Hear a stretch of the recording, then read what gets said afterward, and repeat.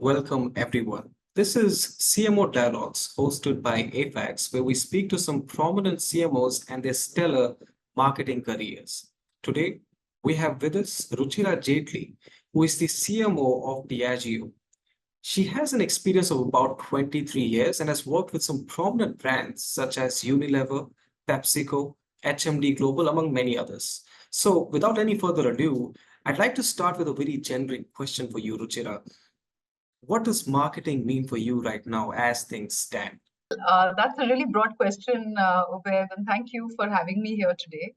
I Yeah. have to say that over the years, the only thing that I can say about marketing is it's never dull, and it's never constant. It's been a constant journey of learning. It's been a constant journey of rebuilding really what you think works and doesn't. Case in point, my first marketing campaign, I was thrilled when I got a slot on Doordarshan for the Sunday evening movie. That's kind of not even, I don't know how many marketers put that into their toolkit anymore.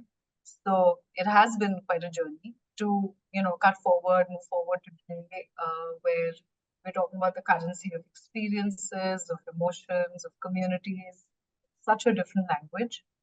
I think the one thing, though, I have to say is that working on brands that consumers really love, it's a passion, and once you've tasted it, you can't get enough of the challenge. So that's the only thing I'm going to leave you. You have over 2 decades of experience in marketing, and you've obviously witnessed firsthand the evolution of the industry itself. As new technologies and concepts continue to emerge, the marketing Yeah. itself has obviously undergone some significant transformations. Could you just highlight 3 to 4 core marketing functions that you think have changed forever? I think brand management has changed, whether we like it or not, because you're looking at culture and content so differently in terms of how it both influences your brand and how your brand can participate. But then we look at it, media is another, it's gone through a complete sea change. Like I said, from the TV spot programming, it's Right. kind of therapies, maybe 2 to 3 weeks later, post-campaign evaluations, to really real-time, really knowing how consumers are engaging and interacting with your brands. So I'd say those are two. The third one is innovation. Innovation cycles have not only shortened, but today you find innovation and innovation thinking really challenging and pushing boundaries.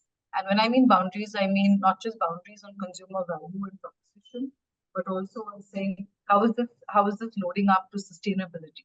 How is this loading up to a greater impact or positive on society, right? So I think innovation is something that I love because India has been, for me, regardless of the company I've been in, really a hotbed of all kinds of innovation that can completely change the way the world looks at value propositions, right? Whether it was shampoo sachets then to now, where we have hipster packs across our portfolio, which have been so successful in getting the next generation of recruitment into really top-notch global brands like Black and White and Black Dog. So I think there are so many different aspects that have changed. I'd also add, I think, content and really the creative work that we do.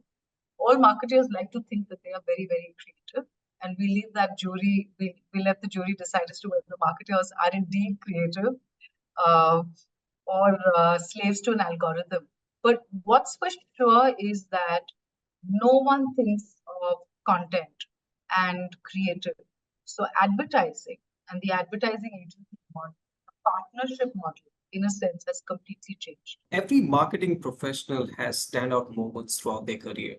Reflecting on your extensive career, can you share a particularly memorable campaign you executed and the reasons it holds such prominence for you? For me, it's so difficult to choose. Gosh, so I'm going to choose something that's the most recent, really, of the lot, which is the work that we did on the signature repositioning, and also the work that we're doing with on just sustainability with signature, which is the first green whiskey in its segment, made with recycled glass, forest certified craft paper, really on its labels, And even the caps and any kind of packaging, we try to maximize the recycling potential. But equally, also a brand that has supported mangrove regeneration.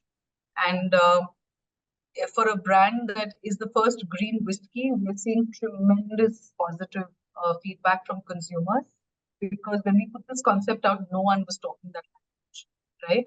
And it's not just my work, it's work that was done even before I came on the scene. But I'm really proud to have taken it further and built a life, whether it is Green Vibes, which is a festival which is all about sustainable, really ways to experience, say, culture, the work we do at Zero with the Apatow tribe, actually coming and telling us about how they live sustainably. And people from all over the country attend this and try to minimize through all kinds of activities through the festival their own carbon footprint. So I think these are all things that I feel very, very passionate about. I do believe brands are a medium for positive change. The other piece of work that I'm really proud of is the work we recently did with Aravani on Johnny Walker refreshing mixers. And there we actually worked with Aravani, which is um, an organization that looks at giving voice to the transgender community and really finding art as a way to socialize their stories and their life in large public spaces. And it's about really taking people who've otherwise been marginalized and really don't have a voice necessarily beyond what you hear at a traffic light, and bringing them into the spotlight as also being very important members of our society. Could you discuss a campaign that challenged you, perhaps, in a way that it didn't go as planned, but ultimately provided you with valuable insights? I'm going to go back to a time when, and I've spoken about this very often, when we launched the flavor on a potato chip brand I was working on. And we chose names that were so difficult that one, people couldn't pronounce them, and two, no one understood what they stood for. And when that was launched in market, fantastic flavors, top box testing, some of the best creative I have ever made. I'm serious, like some of the best creative. We put the creative, excuse me, on IPL media, which even then was the most expensive media, made a big bet. Fantastic media plan, great creative, great flavors, product in time. But the flavor names and the concepts were so tough that no one understood it. So you saw, I mean, how you did everything really well, but somewhere in that larger picture, you forgot that it has to be so simple that consumers can understand exactly what you're trying to say. Because consumers don't have time to sit and decode what you're trying to build up, right? They want something that gives them in their life those moments of joy. We actually turned that around dramatically. So we did a campaign just about a year later. I think it's about a year and a half later we launched it. And once again, we threw everything at that campaign. So we didn't stop dreaming. We didn't stop going big. We got some fantastic creative. We did a campaign around the World Cup, which is even more expensive media. In those days, TV was the mainstay. So if your IPL was expensive, World Cup was more expensive. But this time, we built very, very simple concepts. We built so much more engagement for the consumer, right? To participate in the process of tasting the flavors. Made sure that you had this widely available, a lot of word of mouth, influencer content. And my God, the results were chalk and cheese. But if I hadn't had that failure, there's no way that we would have done such a good job the next time around. I'm sure, you mentioned a great deal about, cost-based advertising, especially since you can't obviously go outright and advertise alcoholic beverages. So, but with cost-based advertising, one would expect that the primarily objective would be brand awareness. They can't really expect performance coming out of a cost-based advertising. Yeah, So how do you yeah. reconcile You're between the right. two? Yeah. You're right. You're right. And that's why we don't have the classic funnel that FMCG or other brands do. And that for us is a fantastic, how do I put it? It's a creative challenge that we have to face, and which is why we spend so much money behind experientials and behind what we do to make third spaces cover life for consumers, where we talk to legal drinking age and above consumers, and talk to them in a manner which really befits what the brand stands for. We found that, and there's an oft repeated phrase that says, people won't remember what you say to them as much as how you made them feel. right?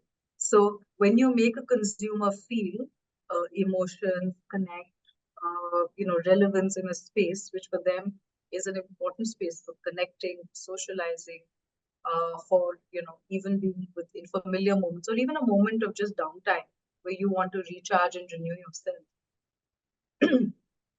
In those kind of moments, the way you make a consumer feel is probably far more important than anything that you can do really on media and through just communication.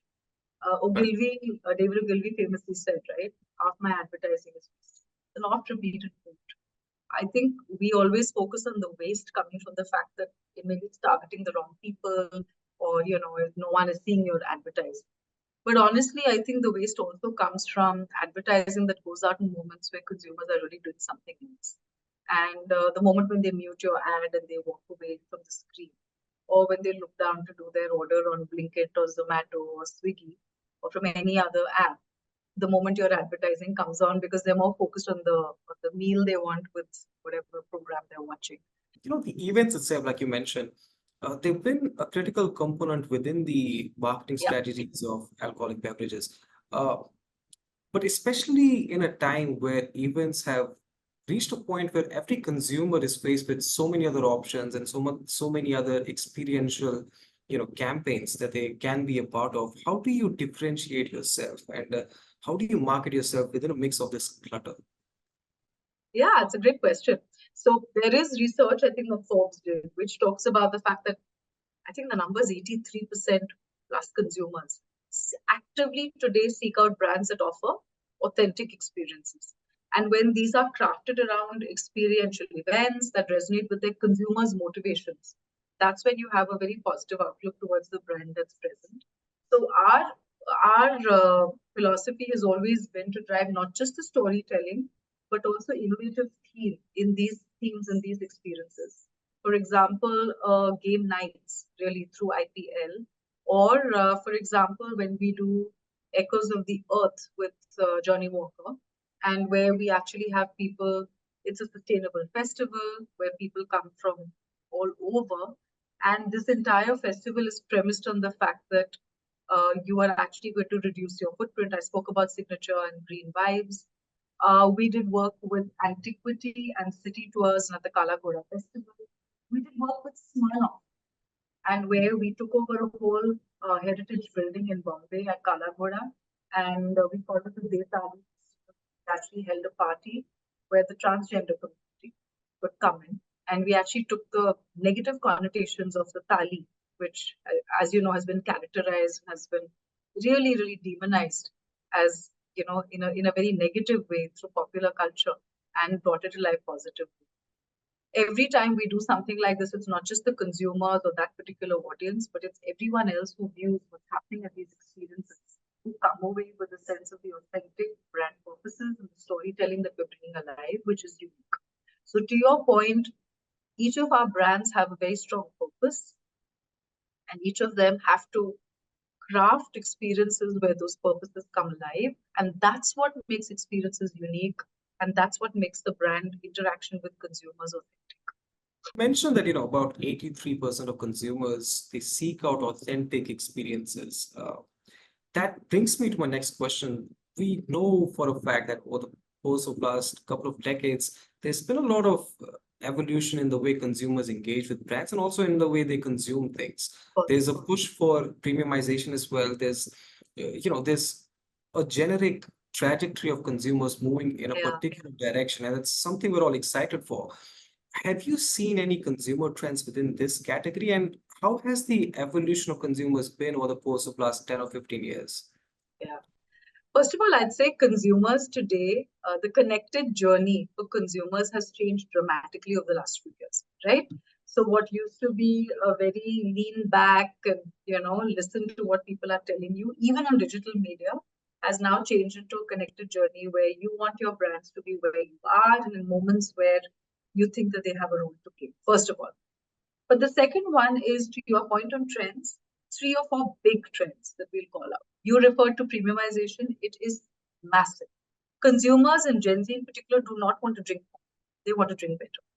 They're actually looking for different propositions that can help them to be more responsible. And they look up to brands that actually put out a more responsible view of the way they can be consumed. No one wants overindulgent or brands that are talking in a very non-inclusive or a derogatory way about anyone. So that's one big trend about premiumization, and within that, the way people want brands to behave more responsibly. And I think you're seeing that across literally every category in CPG. The second thing that's happening, which is changing a lot of what we're doing, is repertoire. Today, consumers are looking at different kinds of experiences within that. And when I say repertoire, it's not just cocktails, it's not just different beverages and different liquid experiences, it's new categories. I mean, look at tequila and Don Julio. We launched it just about, what was it, 6-8 months ago? And my God, the hype on tequila is massive. People are loving the liquid. It's the one liquid that goes morning to night, right? As in, I can drink it through a nappy brunch, I can have it at dinner, I can have it as a cocktail, I can have it sipping tequila, neat with a just cube of ice if I so like it. So tequila is a category, and consumers are willing to embrace this new picture of tequila, not just, oh, these are those shots that you irresponsibly consume. Absolutely not. By the way, Don Julio tequila is not just a leader, one of the leading brands in the category, but also it is not a low-cost brand by any chance. So, they are both the premiumizing and the experimenting are going hand in hand. The third one is really the normalization of consumption of alcohol. And COVID went a long way towards that. And I think that's very healthy as a society, because it means that you are actually able to sit in a larger social context, including mixed gender. So it's more inclusive. And it's more about connecting and being, part of an occasion rather than something where you actually win on consumption. So there is the whole normalization both in the occasion and also in the people who consume it. And India is a country where we're going to see a large, I think about 16% of global, maybe it's between 16 and 25% of global LDA plus consumer. The new entrants into the category are going to come from India. So it's very, very good for us that we are finding more responsible ways of interacting with the category and enjoying it responsibly. The last one is on really conscious consumption. People are far more conscious of what they're consuming. So when Signature did, the whole piece on being a green whiskey, of course we were wondering, is it too early? Is this something that's a niche trend? Absolutely not. The brand is rocking on equity, and it's rocking because people are turning around and saying that, you know what, this is talking to the values that I believe more brands need to step up for. So Signature is one such example. Johnnie Walker is the other brand, which talks about more inclusive, progressive, society, and how we actually celebrate boundary pushers, bold boundary pushers, who are really changing the norms of society, right? It's not something that all of us are not going to be bold boundary pushers every single day. But the fact that our brand and scores both on salience, on brand distinctiveness and meaningfulness have gone through the roof, really, on Johnnie Walker in the last 2 years, is telling us that the team really is on a great vein of insights on how a brand can talk to consumers. And that's conscious consumption, choosing brands that are talking the right kind of dialogue. Internationally, we've seen ads. For example, recently, Ryan Reynolds, he came up with an ad for his American gin, where he, had a rendezvous with his co-star Amy Smart from Just Friends, a movie that was launched a while ago. More recently, Ricky Gervais had his series of ads for his Dutch Barn alcohol brand, where he was very candid in front of the camera as well. The comms strategy employed by these actors is very different from what we've come to expect from Indian counterparts. So is there any such campaign that you've seen internationally that you wish you had done something similar in India, or anything in the plans? There are so many fantastic campaigns done by our brands globally. I wish I'd done half of them here myself. And I think there's also the award-winning campaign that J&B Whiskey did in Spain, which talked about the fact that while being a part of maybe a non-binary gender is something that in cities is understood and well accepted. Rural areas, it is still a bit of you're still a bit of a social outcast. And so talked about people who wanted to go home for the holidays, festivals, and did not. And this brand actually talked about the fact that we need to welcome people and bring them home. It's such a wonderful, inclusive way of bringing alive, really, the philosophy of the brand, which is to say everyone is welcome, everyone's included. It actually won an award at Cannes as well a couple of years ago.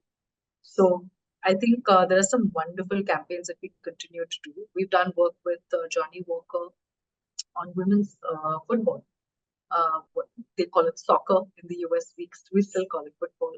And they talked about pay parity, really, as a campaign, really, with Johnny Walker. We equally did work with women's rugby in Australia, again on Johnny Walker.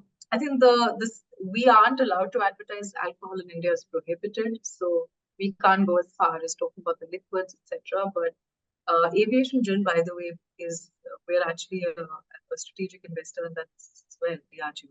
So it's a part of our global portfolio. And we love the way Ryan Reynolds has embraced his role, not just in his football club, but also for aviation gin, where he's actually taken that middle ground between being an influencer and a celebrity. And he brings alive his passion. Casamigos is the other brand, which is one of our leading tequila brands, where you have George Clooney and his friend, really, who are the amigos who set up Casamigos. So it's full of many, many examples. I have to say one of my favorite examples, though, is the work that we did many years ago out of India on number one, the trademark, where we actually talked about friends who went out swimming. And I don't know if you recall this ad. They go out on a trek, an adventure, and it's only in the last moment when they climb onto the top and they're going to jump into a pool of some rocks that you realize that one of the friends is differently abled, right? And the friends actually hold on to him and they all jump together. For me, I still remember watching that film and getting goosebumps, because for me, that really epitomized friendship, connectiveness, and those moments of being with friends. And that's what number one is all about. McDowell's is all about. So I think, yeah, and these are all campaigns I have not worked on. So The talk of the town for the last couple of years at least has been generative AI, and it's yeah, been affecting marketing and advertising in such ways that there's not a single event that goes by where this is not discussed. So, have you experimented with any specific AI tools in your campaigns, and what potential use do you see for Gen AI in marketing? honestly, on Gen AI, I think there's no doubt that there is the ability to be very creative at scale. There's the ability to customize personalized messages, on a connected consumer journey, being able to interact with consumers at different points of the journey and really give very, very strong occasion into motivation-led messaging. Equally, there's the ability to really cut costs. I heard about someone who stopped the expansion on his new studio in the US because of he experienced Sora, and he said, "There's no way I'm going to invest in a content studio anymore." Does that mean the end of creativity? No. So I think there is something about creativity that Gen AI cannot completely, at least today, cannot completely address. But the other one is safety and risk and brand reputation, because we have the risk of content that you kind of create or generative AI leverages, which may be trademarked, might be IP'd. There may be certain examples, there may be errors that go out. So there is a data check issue because it's sourcing content from a larger pool of data, which may or may not be accurate. So brand reputation risks are something that I worry about. Creativity, I think, is something that we still have to see that Gen AI can hit it out of the park. There are good examples, but I'm not sure that on the day-to-day grind. The last one is, by the way, in our industry, we are, like I said, highly compliant with with regulations in states, which can often be different from regulations of other states in the same in India. And therefore, the compliance and the marketing code, which should not show images that are in any way derogatory or non-inclusive or do not reflect society in a progressive or positive way, find their way through this generative AI process. And that's really a Diageo principle. So where are we going with it? We are certainly piloting actions in a limited and a very monitored manner. We are definitely going to be engaged with AI and what it can do for the business across the entire value chain. How much of our work is going to be generative AI driven? I think that's a question right now. It's negligible to none. And I think that's something that we will see as it evolves. Is there going to be work delivered through generative AI as part of our business over the next 3 to 5? I mean, of course, it goes without saying. But the question is where and what, and how do we do it in a way that does not get any risks going for the business? Because marketing, like they say, is the first and the last calling card for business and brands. And we do not want to risk the business, the larger business, because of just having some fun with a new toy. Well, those are all the questions I had for you. Thank you so much for your time, Ruchira. I don't know if this worked in this format, worked for you a bit. So yeah, it's completely fine. Yeah. It was, I think this is exactly what we needed. We wanted you on the video. You'll see the link to it. We'll obviously have to make some edits and some things need to be trimmed out, some pauses need to be eliminated. But sure.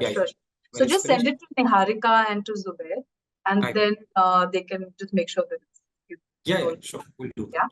But thank you and look forward to meeting in person sometime. Same. Thank you so much for your time. Thanks. Take care. Bye. Thanks, I was going to say Niharika. Thanks, Zubair.